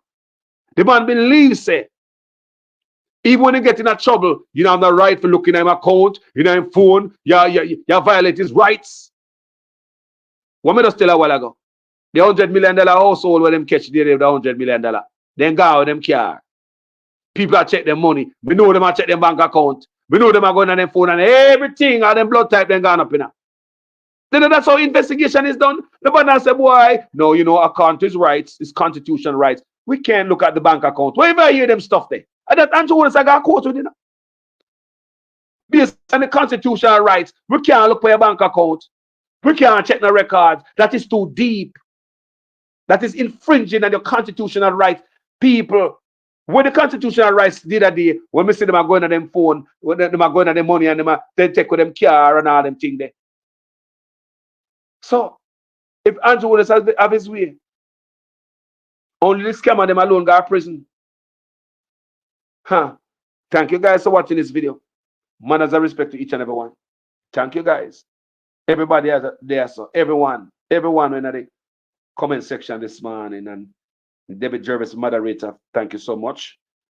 Christopher Campbell, Manners, my brother, Taros, King 31, real sweet. Respect to Ekran Soul System, where I go on Ekran.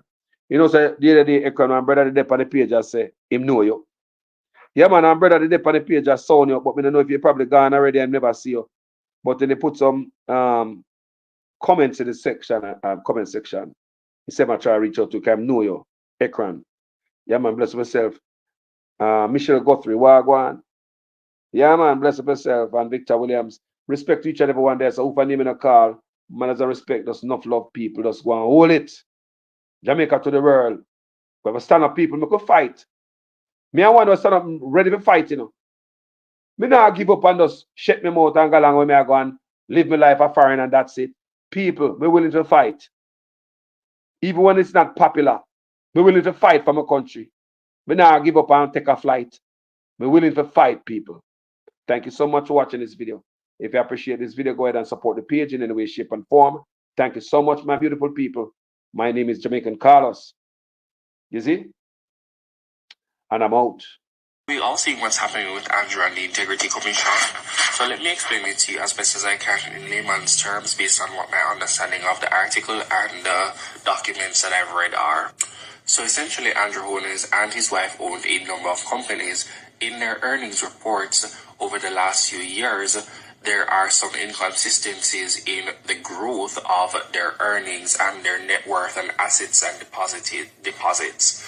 So essentially, what the Integrity Commission is now saying is that in order for them to certify his earnings, they would need to have a further breakdown of his expenditures and expenses for each of the companies. So they would need that in order to then go ahead and certify and say he's okay. So essentially, Andrew is saying that he's not willing to give them that because that is a breach of his privacy. So what he is now challenging is a portion of anti-corruption legislation, saying that is unconstitutional. Thank you, Victor. Because what they're asking for does not protect his privacy. And everything that's in the Constitution, such as the right to privacy, it takes precedence, meaning that it supersedes anything that comes after, such as like anti-corruption legislation. So if in essence it breaches his constitutional right for privacy, then he does somewhat have a case. Now, I'm a huge supporter of the Jamaica Labour Party. Everybody knows this. However, at this juncture, I'm not able to continue to make excuses for the Prime Minister. What he is attempting to do is actually quite disgraceful and disappointing. Years from now, we will look back at the Andrew Holness tenure and be disgusted at some of the things that we have allowed to happen. Now, while I have genuine love for Andrew and I think he is much better of a leader than the opposition, I think that there are a lot of blunders that have happened in his leadership. The Prime Minister's wife being in representational politics has always caused ethical concerns. The fact that he snuck her in as a member of Parliament and then promoted her to Speaker of the House is highly inappropriate. And while I don't question her effectiveness, as I think she's excelled in both roles, it's definitely always been a conflict of interest. While I've traditionally supported the Jamaican Labour Party and Andrew Holness and his administration, I think that it would be in very good taste if he just gave them what they wanted. It would also show that he respects the Integrity Commission and the anti-corruption legislation. The fact that he's going to these lengths to not comply with their requests shows that he has a lot to hide. What is the difference between the ordinary thief and a political thief? Number one, the ordinary thief steals your money, your bag, your watch, and your jewelry, isn't it? But the political thief steals your future, your career, your education, your health, and your business. Number two, the hilarious part is that the ordinary thief will choose whom to rob. But you are the one who choose the political thief to rob you. Because we choose them. We vote them. We blindly say we are not blind. Who is deceiving who? The ridiculous part of the whole issue is that we will fight to defend and protect our belongings from the ordinary thief. Is it not? But we fight each other to defend and protect the political thief. Is that not what we do? Thugs will be fighting themselves to protect those that are stealing our career, stealing our joy, stealing our health, stealing our success. What a shame. What a travesty. Calls for us to think and think deep. 10 years after, former Prime Minister Orrit Bruce Golding declared that he would not have gays in his cabinet. Do you in the future want to live in a Jamaica where a gay man or a gay woman can be in the cabinet? Sure, they can be in the cabinet, not mine. Well, they can't be in yours. Not mine. No, but do you want his successor, Andrew Michael Holness, has suggested that he would have no problems with homosexuals in his executive. Golding's statement a decade ago was made during an interview on BBC Hard Talk. They live in a Jamaica where they can be and they should be, and it would be entirely natural for them to be so. I do not know that that is necessarily the direction in which I want my country to go. Holness' comments came in response to a question during his address to members of the Jamaica diaspora in Brussels on Sunday. Homosexuality is not a crime.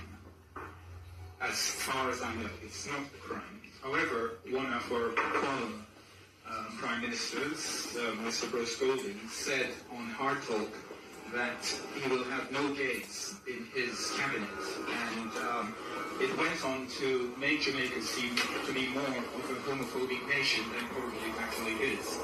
Would you reiterate those words today, or absolutely not? No. It's not. Firstly, it's not my business. Neither is my interest to, and I don't. Whatever is in my discretion to distribute political. A person's sexuality, sexual orientation is not a criteria for the use of my discretion.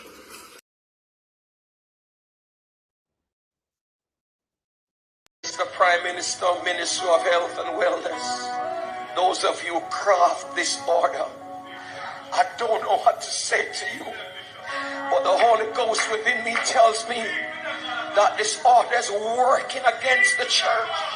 Is working against the body of Christ. Mr. Prime Minister, I was watching a program last night and you declare me to be your good friend. My good friend, I'm telling you, sir, this order, God gets no glory out of it. And it's making the society worse than it ought to be.